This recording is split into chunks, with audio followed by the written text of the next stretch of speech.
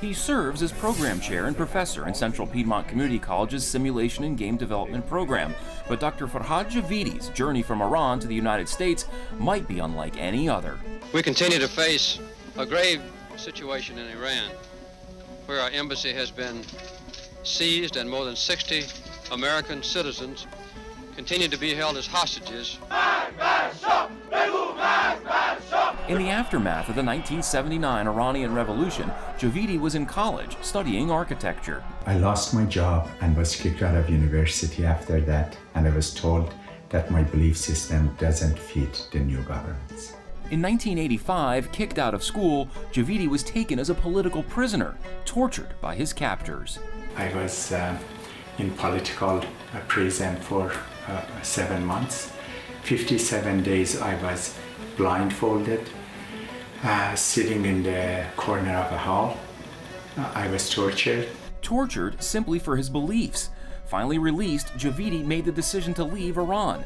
But with no U.S. embassy in the country, he fled to Turkey, where it took 7 months to finally gain clearance to come to the United States. I was very happy that I'm finally at my destination, and I knew that I have a big journey in front of me. At 24, he arrived in America with no money, no support, and not knowing how to speak English. My first job was a busboy, working as a busboy for $2.10 an hour. I had to work very hard, and soon I got a promotion to a dishwasher, and I got minimum wage, which was at the time $3.99. Working multiple jobs, many times more than 80 hours a week, Javidi was able to go to school, pay his rent and bills, and learn the native language. The teacher was singing ABCD song, ABCD.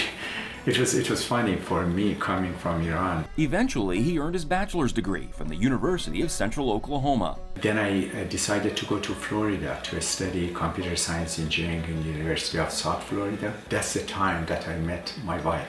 Now married to wife Christine, Javidi welcomed a daughter and son. In the years since, he's worked in the corporate world, started his own company, and eventually made his way to Charlotte. At that time, I hired so many people. Sometimes when they say people come from outside of United States and getting our jobs, I ended up actually creating so many jobs. In 2008, 23 years after arriving, he became a U.S. citizen. The textures are really good. And is now in charge of the state's first approved simulation and game development program at Central Piedmont. When I sometimes see struggles of our student, I have been there. So I know exactly what they are facing, and I think I could understand them and I could help them. If you just hold shift and select all of them, you can add the same color to them. With the program one of the most popular at the college, Javidi recently hired graduate Evie Kohlstrand as a full-time instructor. Immigrating from Norway, she too had to overcome obstacles to get settled in the United States. That was actually a difficult part in my life, where at one point I had all my belongings in the world in my car and I didn't know where to go. Temporarily homeless, Evie wasn't sure where to turn.